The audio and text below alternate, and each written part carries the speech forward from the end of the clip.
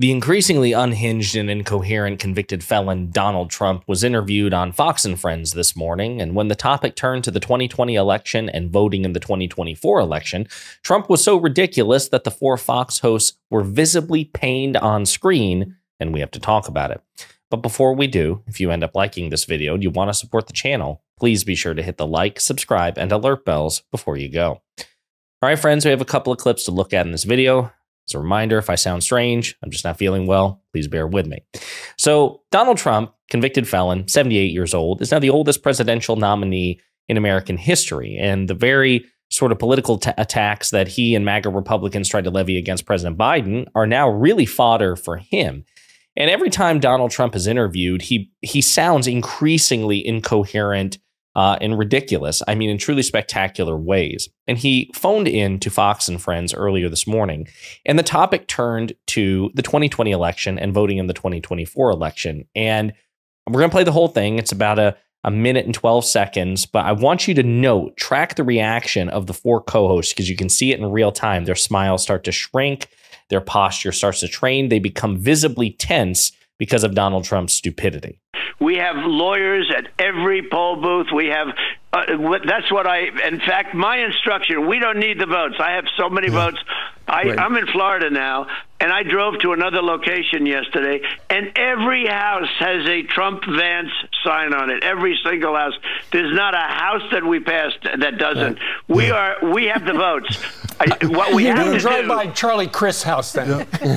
I know. Just saying. Charlie, I think Charlie probably has one up too, if you want to know that. He's a Republican. But everybody has. It's amazing, the spirit. And I'll say this: we had two elections. The first election we did great. The second election we did much better than the first election. But this election has more spirit than I've ever seen ever before. And that's because they've seen how bad these people are at government. And next up Saturday in Minnesota. And next up Saturday in Minnesota. Remember this, they're destroying our country, Brian. Right. They are destroying our country. Mr. President, thank you so much for your... So again, it's almost like one of those vaudeville skits, you know, where an act goes on too long and then the hook comes out off stage and kind of yanks the person off stage. That was basically what we just saw there. So they were tense when Donald Trump was basically telling his supporters, don't come out and vote. I have so many people voting for me. I have so much support. I don't need your votes. Don't come out and vote. I have a surplus of votes. Don't need them. Well, if you're a Trump supporter and the election is 3.5 months away, that is the exact opposite message that you want to send. You don't want to send that message at all. You want to encourage maximum eligible voter turnout, at least from your supporters. You don't want to tell your supporters, we got this in the bag, don't worry about it, stay home, or just worry about watching other people. Trump has said that before. The tension there was palpable because Trump, here's the thing, Trump is a liar, but he's also really stupid. It's entirely possible that he's deluded himself into thinking that he is a remarkably popular man, even though the data doesn't support it. The fact of the matter is Donald Trump never even hit 50% approval rating when he was president. He's never won the popular vote against a Democratic rival. He lost the popular vote by 3 million to Secretary Clinton in 2016. He lost the popular vote by 7 million votes to President Biden in 2020. He's probably going to lose the popular vote this year as well, no matter what the outcome is, almost certainly. Republicans tend not to win the popular vote. They've only won it once in the past 30 years, and that was 2004 with President Bush's reelection. So again, these Trump supporters, Steve Doocy and Brian Kilmeade and Ainsley Earhart and the others, they all think that, you know, they know, they're not stupid. They know, like, oh my God, you're not popular. The majority of the country is not with you. So don't tell your voters not to turn out and vote. And that's why they started to interrupt and mumble, because they were hoping to lead him away from that particular tangent. And then, of course, he talks about winning the 2020 election. He's like, we had 2 great elections and the second one went even better, right? And it's so funny because the Fox Propaganda Network was hit with a defamation lawsuit by Dominion Voting Systems because they signal boosted the lies that the voting machines were rigged. And it was so bad for Fox, in addition to the revelations that Tucker Carlson and Laura Ingraham and all the others that they knew that this was nonsense, but they were afraid of losing viewer share to Newsmax and OAN, that they felt the need to prop up this lie. They ended up having to, fork over $787 million to settle this defamation suit. Nearly $1 billion in a payout to Dominion Voting Systems. And any legal expert here in the United States will tell you it is incredibly difficult to make a credible, compelling defamation case in this country because of the First Amendment. And, so it's really hard. The fact that Fox, with all their power and their lawyers, felt like, oh my God, we need to basically pay $1 billion to settle this. That's how they were truly screwed. And so when Trump is basically revisiting that, like, yeah, we won the 2020 election, it was stolen from us, you can see on their faces, they're like, oh, now this is the second time you're talking about something that's ridiculous. Can we please change the subject? You love to see it.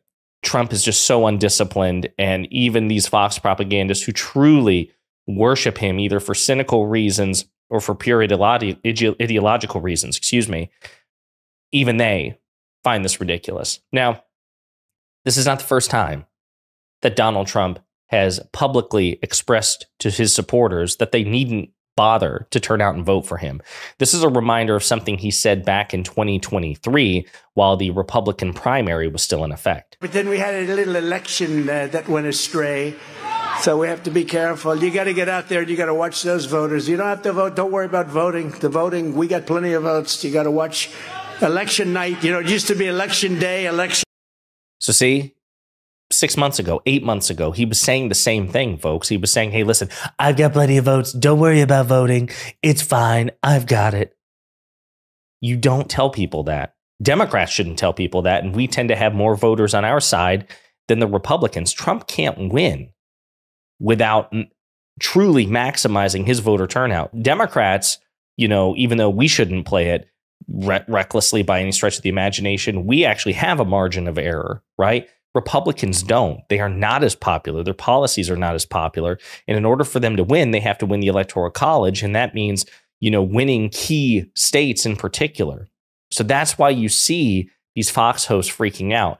And speaking of Trump and Fox interviews, I also want to play this clip too. Again, very recent. This was one of, if not the very first interview that I've seen Trump and his new running mate, J.D. Vance, Republican senator from Ohio, take together. And they were interviewed by Jesse Waters on the Fox Propaganda Network. And again, going to the theme of Donald Trump being incoherent and stupid, this was a tangent that he took us on. And again, look at J.D. Vance in real time, visibly pained. You know this. Do you know we need twice as much electricity as we currently have in our country for AI, but the environmentalists won't let you produce it? They want wind. The wind is blowing today. The whole thing, it's the most expensive hoax in the world. The wind, it kills our birds. You know this. Do you know? He's forcing himself to nod along. Please get to the end of the sentence. Please, for the love of God, Donald.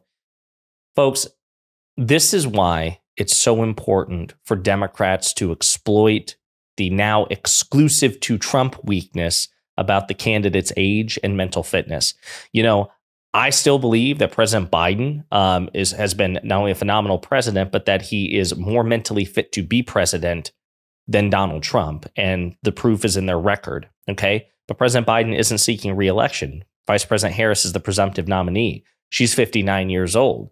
There are no questions, certainly not with respect to polling or even attacks on her competence and mental fitness. So the question about age and mental fitness is now exclusive to Donald Trump. And I know some people are like, oh, you can't, if you're a Biden supporter, if you're a Democrat, you can't do this. It's hypocritical. It's bad faith. No, it's not. As I've said from the beginning, the fact of the matter is poll after poll after poll after poll after poll shows that anywhere from 50% to 65% of Americans have doubts about Donald Trump's mental fitness as well, because they see that he's a 78-year-old moron, right, who is increasingly incoherent and deranged. The non sequiturs, the rambling tangents, the sentence fragments, the inability to answer questions directly and substantively about foreign or domestic policy. The American people are aware of this. And it's interesting because, again, Trump is being graded on a curve. The fact that anywhere from 50 to 65% of Americans have doubts about Trump's mental fitness is staggering when you consider that his mental unfitness for office has been given a fraction of the media attention that President Biden was, right? So just imagine the state of the race in the next 3.5 months if Democrats relentlessly pound that particular vulnerability of Donald Trump's. And so far, Vice President Harris and her campaign have been doing just that. And we're only a few days in. So here you go. You got a guy who's talking about the wind and, wind and windmills. The wind kills our birds. And him telling people publicly not to vote for him and talking about how he won the 2020 election when he clearly didn't. Again, there's a reason that J.D. Vance and these Fox hosts are just visibly crumbling in real time on camera. It's because Donald Trump is indeed mentally unfit for office, and the vice president will now have the ability to prosecute that case very successfully in the next 3 months. Let me know what you think in the comments.